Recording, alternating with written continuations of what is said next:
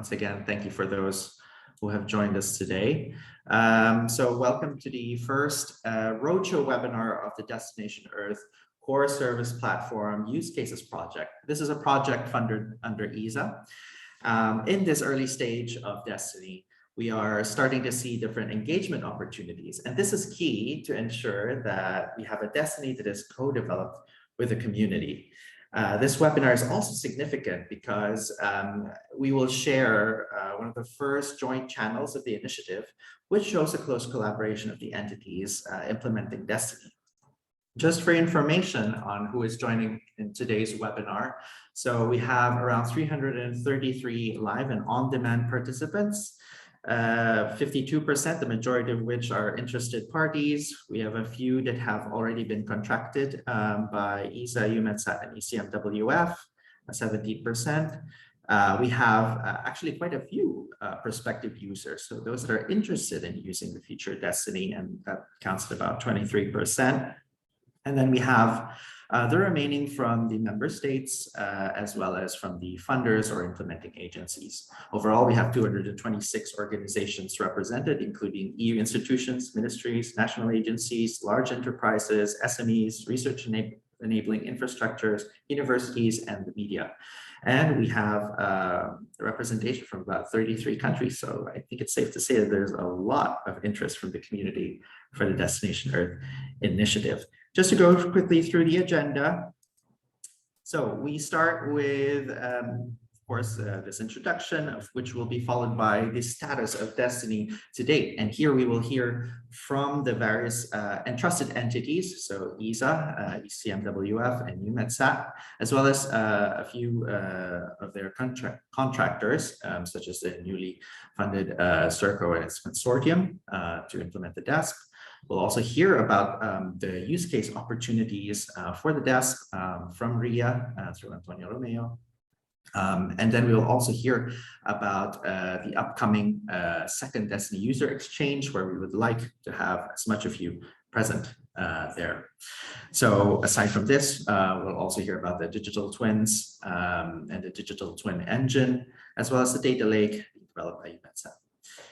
This will be followed by some of the co-development and engagement opportunities. So we will present this joint channel, which is the joint website of DestinE, as well as some of the future plans and what you can expect from us from there, as well as our community building strategy. Then we will highlight an upcoming event, which is DestinE, or rather the DESP Innovation Prize and Ideation Challenge. We'll have a 10-minute Q&A at the end, but if you'd like, at the end of each presentation, please do add your questions to the Q&A tool. So with that, just some reminders. Just a note that the public slides and the recordings will be made available in the event page on the DestinE website within the week. So if you want to refer back to that, just go back to the event page. Now for the Q&A, so please keep your questions up until the end of each presentation, just in case your question is covered in later slides. Also, please do send the questions through the Q&A tool instead of the chat, because it's a bit easier for our panelists to keep track of it there. Finally, in case we need further clarification in your question, just be prepared because we may give you the floor to speak for further clarification. And with that, I pass to the next speaker. So first we have on our agenda Ines Sanz Morere from ESA, who will talk about the DESP. So Ines, you may start sharing your screen. Okay, I'm Ines, I'm from ESA. I'm part of the team that is implementing what we call the core service platform. But since I'm starting this webinar, I wanted to show you a little bit what is the system architecture that we have planned for Destination Earth. So we have three different elements: the digital twin engine that is generating the data implemented by ECMWF, the data lake from EUMETSAT that is the source of data, including storing and giving access to the data generated by digital twin engine, and the data lake is implemented by EUMETSAT. And then we have the core service platform, that is what ESA is implementing, so my team, which is giving access to the users to all the functionalities and applications and services of Destination Earth ecosystem. So you go to next slide. Yeah, so this is just like an overview of what is a role in Destination Earth. So we implement what we call the core service platform, representing an ecosystem of services, providing an environment for evidence-based policy and decision making, and it's aiming to be very flexible to allow the interaction with a very big variety of users. Next slide. So the main objectives of the platform is to like represent and provide a comprehensive framework for analysis and management of Earth system processes. It's an open digital platform, very easily accessible by many different types of users, including also service providers. Enables the development and exploitation of applications and services, mainly focusing on the exploitation of DestinE data, which are the data generated by the digital twin engine. And we also give access to the users to all the functionalities provided by the platform, but also by the other two elements, which are the data lake and the digital twin engine. Next. So as I mentioned, the platform is like what we call an ecosystem of services, but we have like some requirements for those services to be in the platform. For example, the services need to be easily adapted to different type of user scenarios. Since we are still open to many type of users, and we don't know exactly what the scenario will be, we need services that provide scalability to if we have a lot of users. Those services also need to fulfill what are the objectives of Destination Earth initiative, which are contributing to the European digital development and to the Green New Deal. And finally, we need operational services, so they have to be open to all DESP users, and also they have to commit with some like standards of quality and performance. Next. In terms of collaboration, so here I'm going to, I think this is what can interest you more. So DESP is procured by ESA, but is fully implemented and operated by external entities. So we are open, very, very open to services that already exist externally that can be integrated in the platform and that can make use of the functionalities of the platform. It's planned for a large user community and inclusive and collaborative, so users will gradually be allowed to customize the platform by integrating their own data, their own applications, etc. And as I mentioned before, the services will provide a free usage profile for all users. We want to have a free and open platform, and including this scalability framework that I mentioned in case users will need additional resources. Next slide. So this is my last slide. This is how we have planned the implementation and development of the platform. So I don't know if you know, but we started with the first contract to implement the platform, what we call DESP framework. So we kicked it off in Q2 2023, and next presentation will be about that with Serco. And this framework is going to implement and operate all the basic services of the platform that you will see later. And then on top of that basic layer, we are going to add what we call advanced services. So in terms of contribution opportunities, we have right now an ITT open from ESA that is called advanced services, but it's not only this ITT, but this ITT include a continuous open call of services to be integrated in the platform. Also includes the support to integrate services in the platform. So there will be a big support to adapt the services to what the platform framework. Then we have additional opportunities of contribution that you can see in the bottom right. We have future competitions in relation to DestinE impact assessment, machine learning and artificial intelligence functionalities. And we have another initiative from ESA, not from the Commission, but only from ESA, that we call Digital Twin Earth, that is looking for digital twin components in development, so not really operational. So we are in this other initiative, we are more open to things that are in development and that can potentially support the evolution of the platform. In terms of the opening of the platform, we will start with a transition into operations in the following months. An opening is expected by June 2024 for external users. So this is the last slide. And have any question, happy to answer by email or however you need. Thank you very much, Ines. So now I think we can move on to the next speaker. But again, as a reminder, please do use the Q&A tool. If you have any questions for Ines, do type it in there. Then we'll do our best to answer it from then on or at the Q&A part. Next up, we have Barbara Borgia from Serco, who is also working on the DESP. So Barbara, you may take the floor. Yes, I share my screen. Okay, you should be seeing the slides. Yes. Okay, so good morning, everyone. I am Barbara Borgia, and I'm the service manager of the Destination Earth core service platform. Just move this here. Okay, I'm here to present you an overview of the timeline of the entering in operations of DESP. But before coming to that, I would like just to remind you briefly the set of services that the platform is going to expose. We have two kinds of services, the so-called platform management services, which is the service layer dedicated to the provisioning of information towards users and the support to users through dedicated service desk. And this layer is also managing the handling of the user identities and the service catalog. So the service dedicated to showing all the services integrated into the platform. Then we have the data management service layer, which is including all the functionalities and services dedicated to the management of data, from the data access to the transformation capabilities, the traceability, and the visualization. All the services will be deployed over a cloud infrastructure, and the entering in operation phase is going to be managed according to three main milestones that we see here.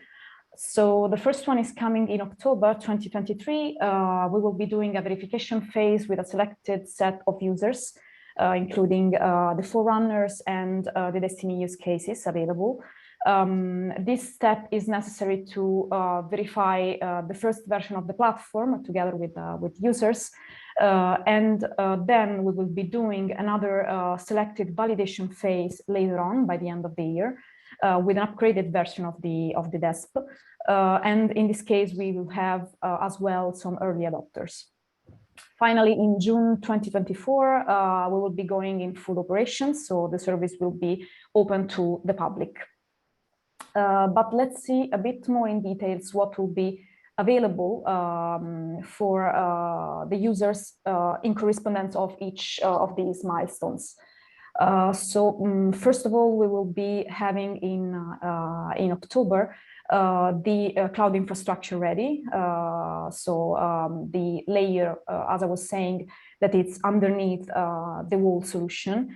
And we will be having also a first version of the information layer. So the web portal of DESP will be available in a first version, and will include the information for the onboarding of services. It will be possible also to contact us with a dedicated email account, and the authentication and authorization solution will be deployed and functional for registration and login of users. Moreover, in this step, it will be also possible to use a first version of the data workflow service that implements all the data access, retrieval, and discovery functions integrated with the traceability service of DESP. And this will be possible thanks to a first integration with the data lake provided by EUMETSAT. Going on, the second step, as we were saying, arriving at the end of the year. In this phase, we will be basically upgrading what was already on the platform and adding more services. So the information layer will be upgraded, and the service desk will be fully functional. The IAM solution, so the layer dedicated to authentication and authorization, will also allow federation with the Entrusted Entities. And we will be starting collecting feedbacks from our user to make the platform as usable as possible. Also, some statistics will be displayed through dedicated dashboards, and there will be quite an upgrade of the data management services with transformation functions and visualization functions. This is the first implementation that will be there for the visualization and will be upgraded later on. And for what concerns the functionalities of user workflow, in this moment, it will be possible to create processing pipelines thanks to our services, and also to create custom software stack for the installation and configuration of development environments. Finally, last step, by June 2024, all the features and services will be fully ready. All the functionalities will be there. The cloud infrastructure will be upgraded with the orchestration function implemented by the so-called runtime platform of DESP. The IAM solution will also be integrated with accounting and billing functionalities. And the data visualization service will be upgraded even more to allow the visualization of user-generated data. Finally, with a combination of several services, including the user workflow, the traceability service, and the service registry, it will be possible to trace softwares and to store artifacts to be made available to users. Last but not least, in this last step of implementation, it will be possible to deploy services on different backends, especially the ones supporting GPUs, which are particularly important in this environment. And it will be possible to orchestrate containers for a wider scalability. And this concludes my presentation. Thank you. Thank you all. Thank you very much, Barbara. So for any questions there, please do put it in the Q&A section. We'll be providing the floor later on in the Q&A portion of this webinar towards the end. But if you have any questions now, please do type it in there.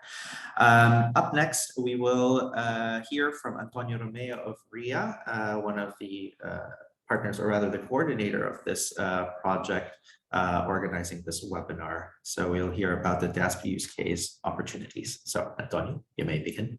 Thank you, Rob. Good morning, everybody. As Rob said, I'm Antonio Romeo, the project manager of the Destination Earth DESP use cases project that we call, let's say for short, DEUC.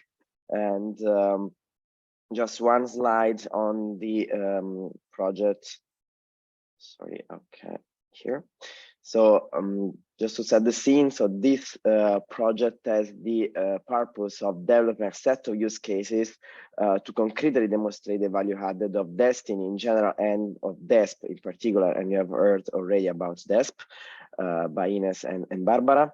Then we have another pillar, let's say, of the project is to animate the DestinE community and consolidate the requirement for DESP. And then to perform outreach and develop and operate the DestinE website. The project started in January and has a duration of 18 months with possible extension. And the other partners of the project are the Aristotele University of Thessaloniki and Trust IT. So first, let's understand what is a use case for DESP. We're talking about a demonstration, I said, of the value added of DestinE, and in particular to provide actionable information and decision support on teams linked to the green transition and digital transformation. These use cases needs to make use of DESP and DestinE specific data, should be based on operational, pre-operational software. They should not overlap with use cases already procured by the other entrusted entity like ECMWF or EUMETSAT. Should support the co-development and co-design from the relevant community. These use cases will be procured via best practices, and the end user should be part of the use case project consortium, so to lead the development, have a high engagement. The duration of the use cases project will be maximum 1 year, and the budget for each use case is maximum 500K. So this is a bit of a conceptual view of our use cases, and you can see we have already two kind of possible deployment. One is to have use cases integrated on DESP, while other use cases can just use the API on DESP and be external. So in this case, they are federated with DESP.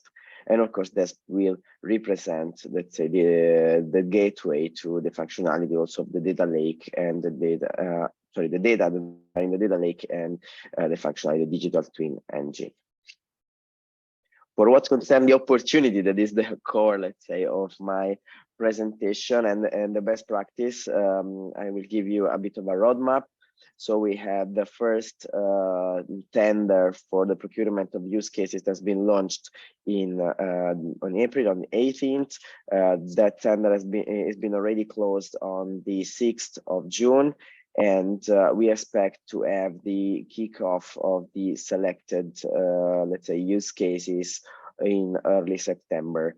Still, there are no contracts formalized, but we expect to have 5 use cases out of this first round of procurement. While there will be a second round of procurement, so it will be of interest, let's say, for you attending this this webinar, between let's say by the end of the year. And a kickoff foreseen, let's say, in the first quarter of 2024, and we expect to procure also there an additional 5 use cases. And let's say this is, let's say, what's the most of it. It is a bit evolving, so if you want to look for updates on the use cases opportunity, but also other opportunities on DestinE, please let's say go on the website. That will be an opportunity section soon available there. And that's all for me. Thank you very much, Antonio. And once again, any questions, please do put them in the Q&A tool of Zoom. Up next, we have the digital twins and digital twin engine, and to talk a little bit about the second DestinE user exchange following the success of the first one earlier this year. We have Irina Sandu from ECMWF. So Irina, you may now start sharing. Welcome. Yes. I'll just share my screen first. Hello, I'm Irina Sandu. I'm the director of destinationers at ECMWF, and I'll talk a bit now about the core of the destinationers information system, which is the digital twin engine and the first 2 high priority digital twins. Just as a reminder, Ines said it briefly, but the aim of destinationers, which we are implementing the 3 entities, ECMWF, ESA, and EUMETSAT, together with DG Connect, the European Commission, under their leadership, is aimed to develop a digital twin of the Earth through the fusion of cutting-edge numerical simulations, millions of observations, and relying on the largest supercomputing facilities in Europe provided by EuroHPC. So our role at ECMWF is to develop the digital twin engine, which is the common approach for the orchestration of Earth system simulations and their fusion with observations requiring large-scale high-performance computing facilities and data handling resources, and to develop and implement and operate later in the program the first 2 digital twins. The first 2 digital twins are on weather-induced extremes, this will provide new capabilities and services for the assessment and prediction of environmental extremes on timescales of a few days ahead. And the second digital twin is the digital twin on climate change adaptation, which will provide capabilities and services in support of climate change adaptation policies on multi-decadal timescales. And at ECMWF, we are working with over 60 entities from over 20 countries to deliver the digital twin engine and the first 2 digital twins. And now I'll give a little bit more detail on the digital.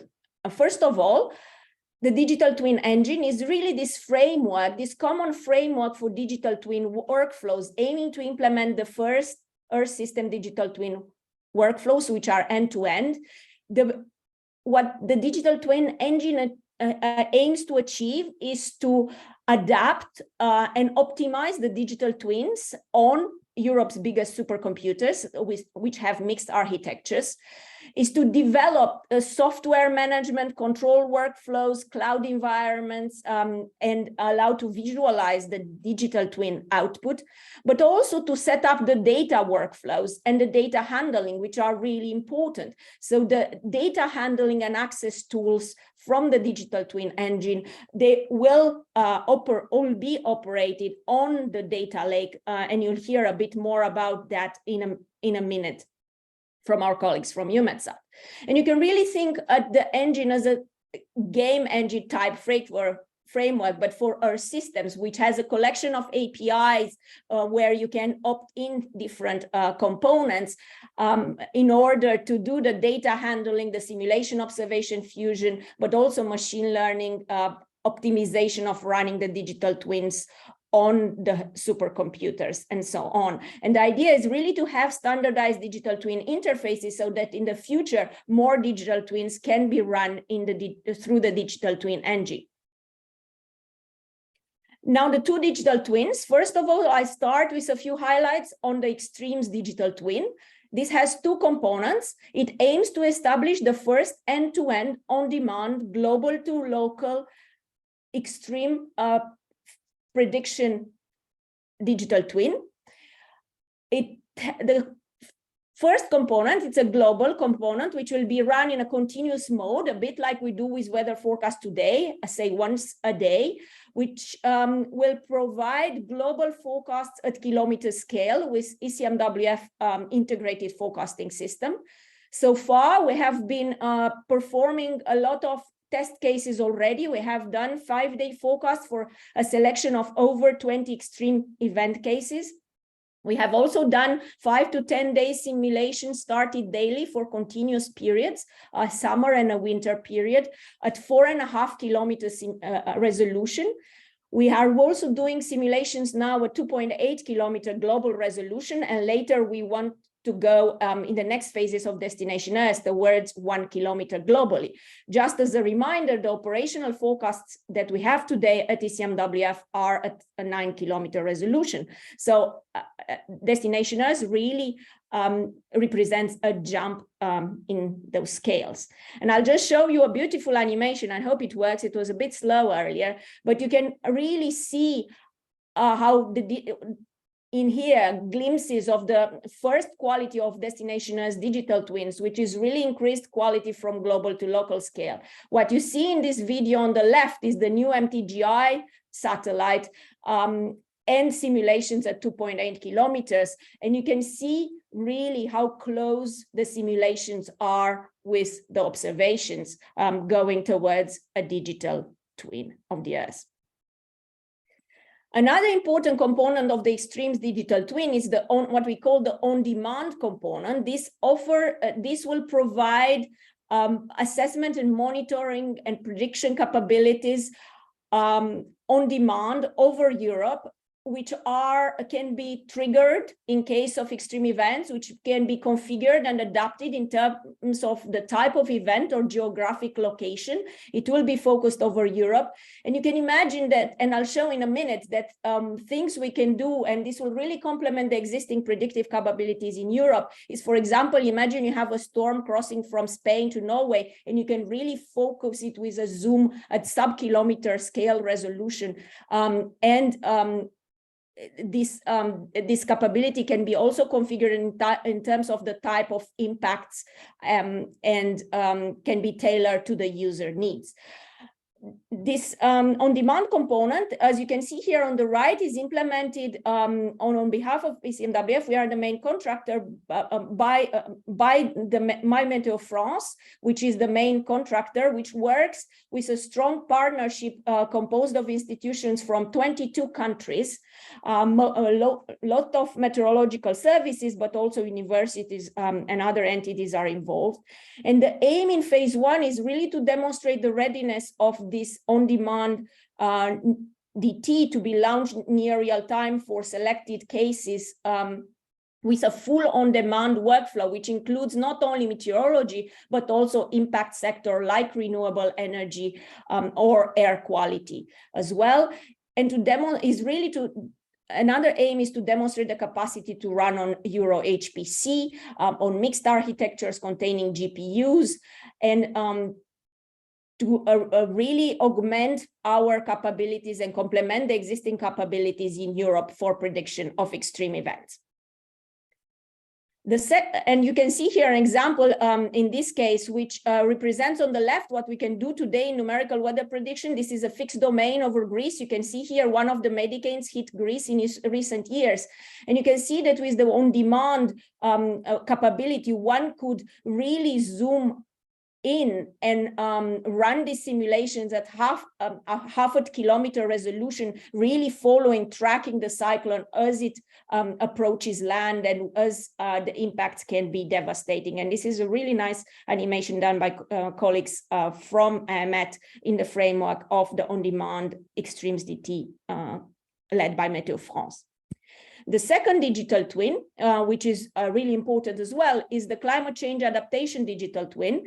This will be implemented by the main contractor, which is the IT Center for Science in Finland, together with many institutions in 6 countries. And it aims at an improvement, again, in the prediction capabilities at multi-decadal timescales. In phase 1, it will deliver multi-decadal climate simulations at a resolution of 5 to 10 kilometers, which is again an increase in the capacities we have today. The highest climate simulation resolution simulations today at global scale are around 25 kilometers, but in general they are around 100. This will be global multi-decadal simulations at these scales.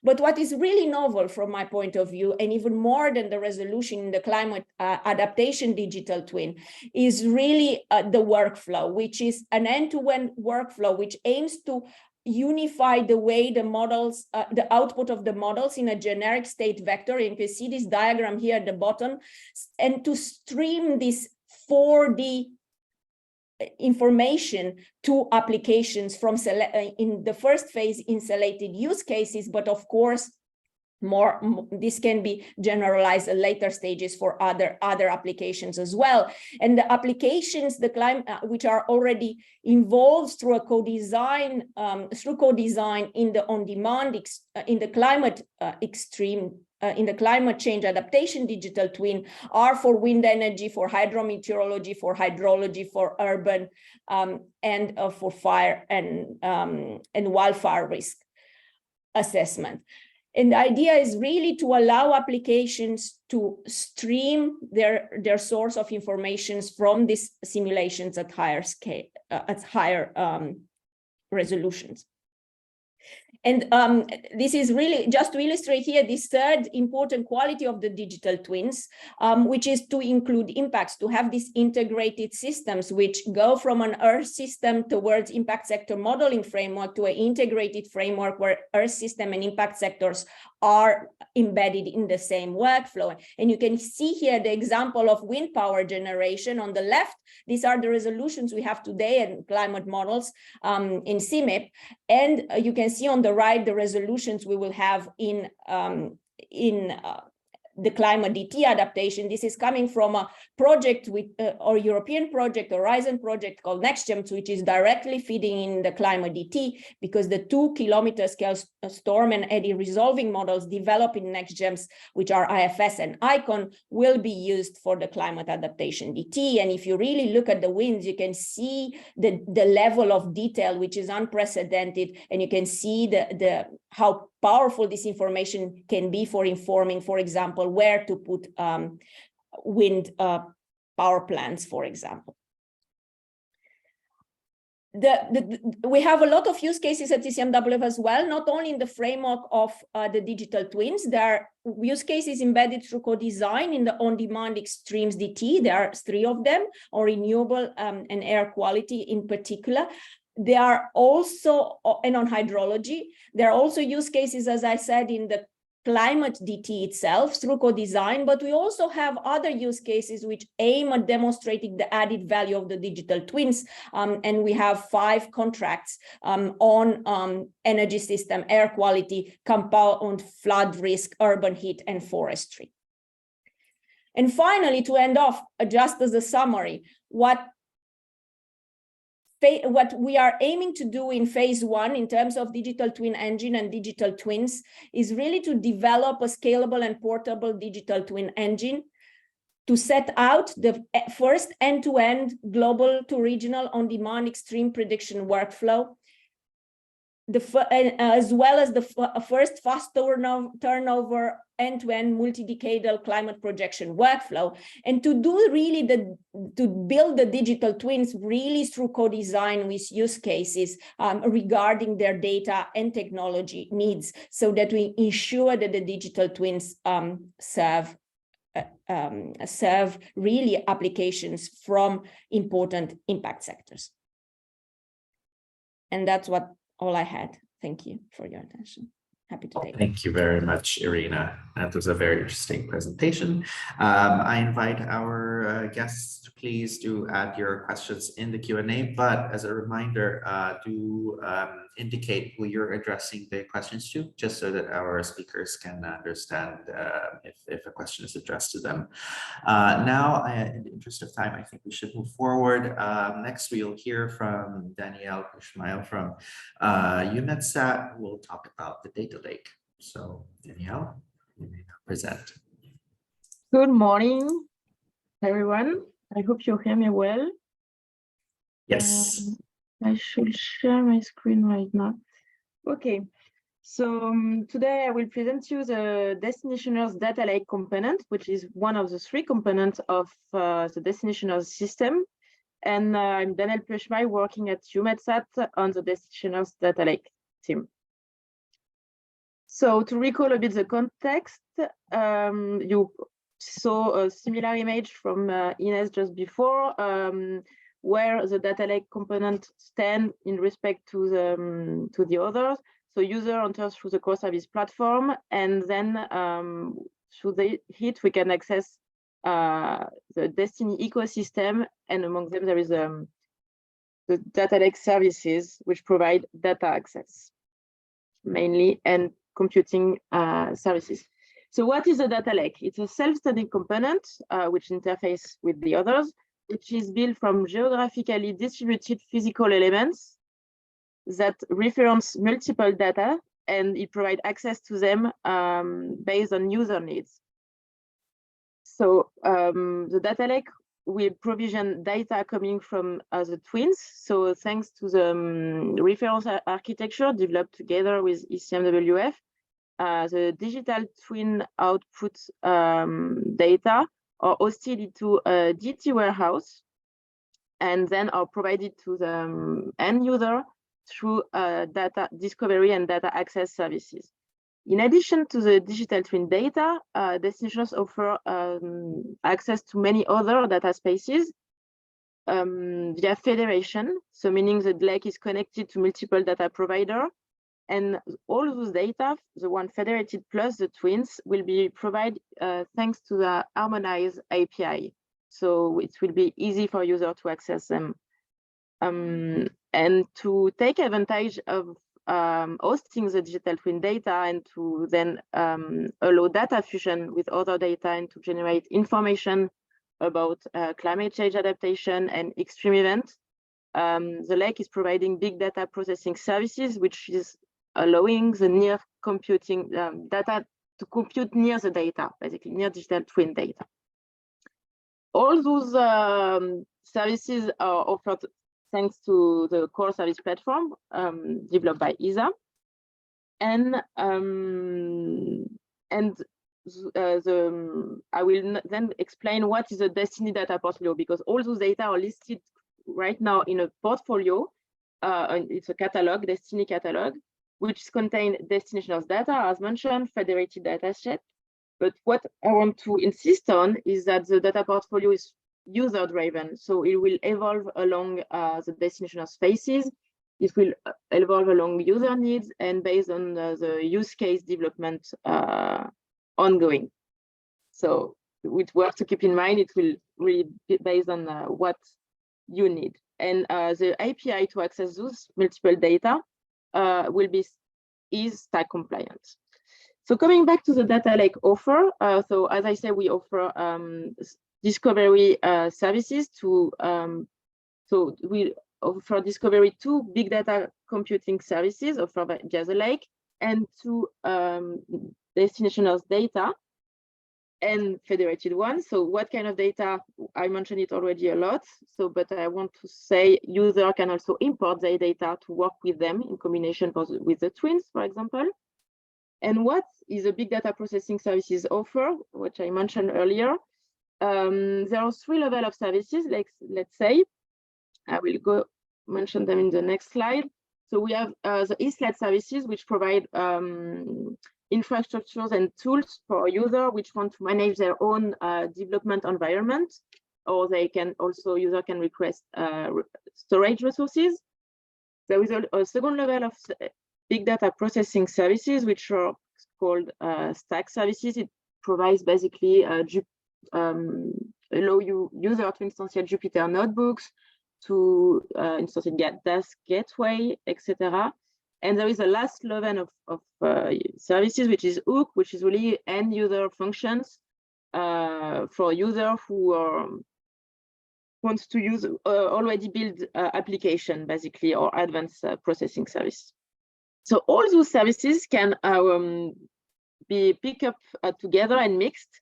For example, a user can instantiate a Jupyter notebook and request a storage to store his own data or his output data generated. So everything can be user-driven and on-demand. This offer complements the DESP offer thanks to the digital twin data. So as they are hosting into the lake, the efficient access is provided, but they all interact together. About the destination Earth data lake timeline, where we are now. So in June, we had our demonstration delivery, which is an intermediate delivery internal to EUMETSAT. But the next and first official delivery will be in mid-August this year. In this delivery, we foresee to be ready to integrate the climate change adaptation twin. We will have already integrated data sets, such as data sets coming from Eurostat, from ECMWF data store, Copernicus, we offer as well Copernicus data, etc.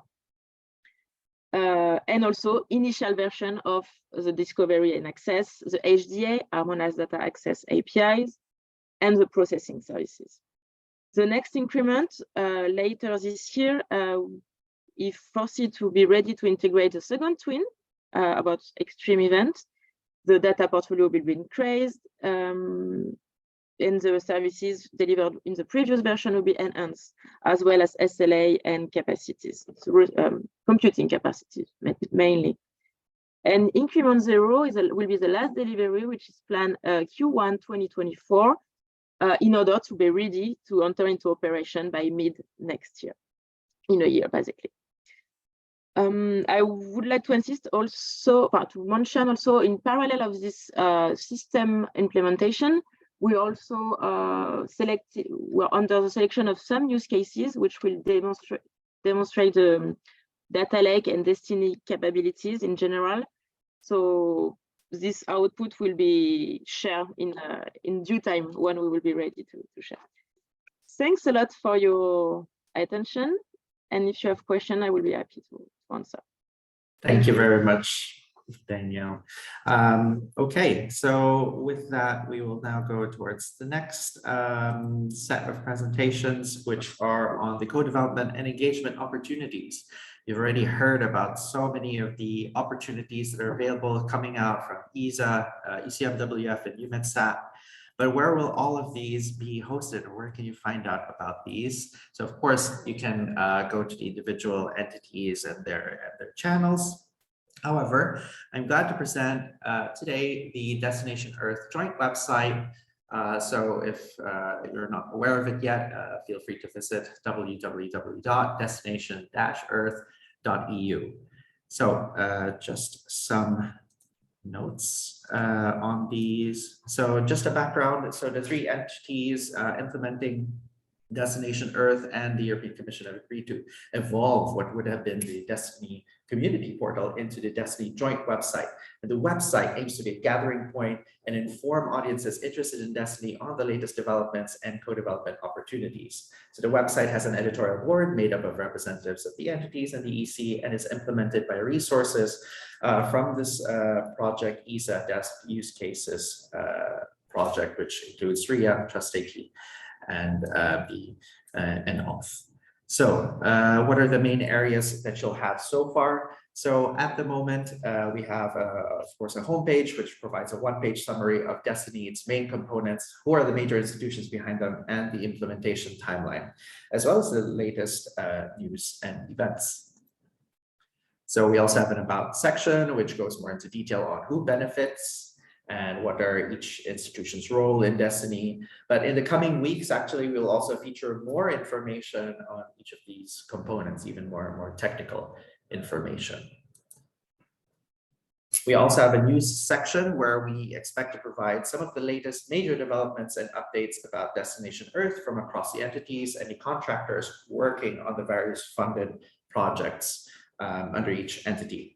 Periodically, we'll also feature exclusive interviews and blogs highlighting some of the experts that are working within the various components. And it also features a search functionality for audiences looking for something more specific in our archive. So we also have an events section, and this features the upcoming relevant events that are organized by the entities and their contractors, or the EC or third-party events where DestinE will be presented by one of the entities. So soon it will also include an archive of all past DestinE events. All the DestinE user exchange event pages will also now be hosted in this website, so you can easily find them there, and you can use this website as a point of reference for that. An interesting functionality actually also here is that you can subscribe to the joint DestinE website calendar. So this means that if there are events and you'd like to closely follow the future events of DestinE, you can just subscribe to that calendar. Otherwise, if you're only interested in a specific event, then you can also just add that to your calendar. Just for your information, we also have a save the date for the second Destination Earth user exchange. It's on the 13th to the 14th of November in Bonn, Germany. So not a lot of information is available yet on the agenda, as it's still being elaborated. I don't know if someone from ECMWF, if you'd like to mention something about the next user exchange. Otherwise, I'll proceed. No, I think that's fine. Okay. We are looking forward to see many of you there and discuss various topics in Destination S, in particular related to the key components of Destination S, which are the digital twins, the digital twin engine, the lake, and the platform, of course. Thank you, Irina. Okay, so yes, so do save the date, bookmark that event, and yes, keep track of it and the development and the announcement of the agenda, and also the registration there. So that's also where we expect to announce the registration. Just for information on some upcoming sections, so you've heard about all the interesting opportunities to engage or co-develop Destination Earth. We have a procurement section that we are planning to launch soon. So this is just a mock-up of what is expected to be there. So procurement, as you know, is one of the vehicles used to ensure contributions from the community. Therefore, this is one of the major developments on the website, which will gather all upcoming procurements from ESA, ECMWF, and EUMETSAT into one place. It highlights open procurements that are ongoing, and also has information on upcoming or intended procurements. Interested parties can also see the procedures on how to respond to these procurement calls for each procuring agency. So there are instructions, helpful instructions there. We also have a community area. So for now, this is just a one-pager, but basically stakeholders that are interested in taking advantage of any co-designing opportunity can join the DestinE community so that you can be informed of any of these opportunities as they come up. For now, people can already subscribe and join our mailing list to be informed of these opportunities in the future. We are also developing a use case section, which will feature use cases from ESA and ECMWF for now, and then also after that, EUMETSAT. Basically, once we receive information about these use cases, we'll also publish them here on the website. Also, on a national level, Destination Earth activities will also be brought to light through a national initiatives page, highlighting all the participating countries and relevant national organizations and activities. So with that, I invite you all to visit now, bookmark us, and do join our DestinE community newsletter. And if you have any questions, please do add them in the Q&A section. For now, with that, I think we can move on to the next presentation. So I pass the floor to Eleni Karachaliou from our consortium. We'll talk about the community building strategy.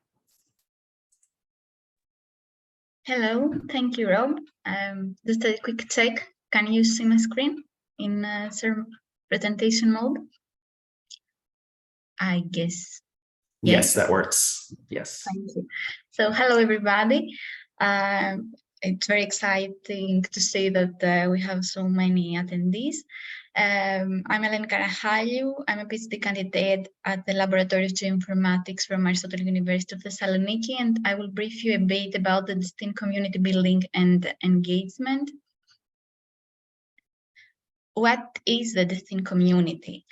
It's a community of users that we aim to create in order to guide the development and sustainability of DestinE, a network where the continuous interactions amongst users, developers, stakeholders, partners will enhance the development and improvement of DestinE capabilities, but also catalyze cross-sectorial collaborations.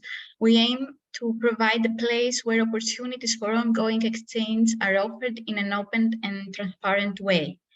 Why build a community? Because it's very crucial to identify user needs and preferences, tap into the knowledge and expertise of individuals from different fields or industries to develop what will meet their needs. I see there are a lot of you today here. We need to test and validate the developed features and functionalities with you, but also foster collaboration between individuals with different backgrounds and perspectives. And all this will help us ensure adoption, uptake, and sustainability of the thing. Why to build the community? I saw already in your comments, there are a lot of communities. The aim is to tap into existing communities and at the end have a wide community of practice of digital twin of Earth systems. Who can be a community member and what will do? The answer is anyone, from policy to decision makers, DestinE use case makers, core DestinE entities, the general public, but also, of course, research and academia, technology providers, and industry representatives. Being a member of the community, you will be able to participate in events such as workshops, webinars, hackathons, challenges, in which events you will be able to co-design, validate, develop and use the DestinE components, capabilities in an open, inclusive and transparent environment. As a teaser, we would like to invite you to apply to the challenge that we will organize in the Big Data from Space conference that will be held in November in Vienna. There, by applying to the challenge, you will be able to start being part of this community if you are not already a member, and ideate the impact of DestinE. It will be a collaborative design session where we would like to explore with you the future impact of DestinE and move in the end users' lives and move from fiction to reality in the future. So stay tuned and apply. And if you want to join the community, you can follow the forum through the website by this link or the QR code. Thank you. Thank you very much, Eleni. Now, with that, I think that brings us to the end of all the presentations that we have. Fortunately, we also don't have much time for Q&A, but I think maybe we can spend at least 5 minutes to go through some of the unanswered questions in the Q&A section. Emmanuel Mondon has a question. As co-lead of the European location ecosystem within Gaia X, and coordinating the data space initiative, with whom should I speak among the 3 entities and their contractors to promote DestinE? So perhaps is there anyone from the panelists who would like to contribute to this? I think from my side already, as a first step, I just suggest you please reach out through the website, and then from there we can in any case route the request internally within the 3 entities. And maybe if somebody else from the panelists has anything to add, if none, then I'll move to the next question. Perhaps Irina, if you'd like, you can respond to this question live about NVIDIA from Richard Tavares. Well, I mean, I don't have a definite answer, obviously, except that I think Europe is leading the way in terms of digital twins with Destination Earth, with this initiative. Of course, there are initiatives on digital twins throughout the world. There is even a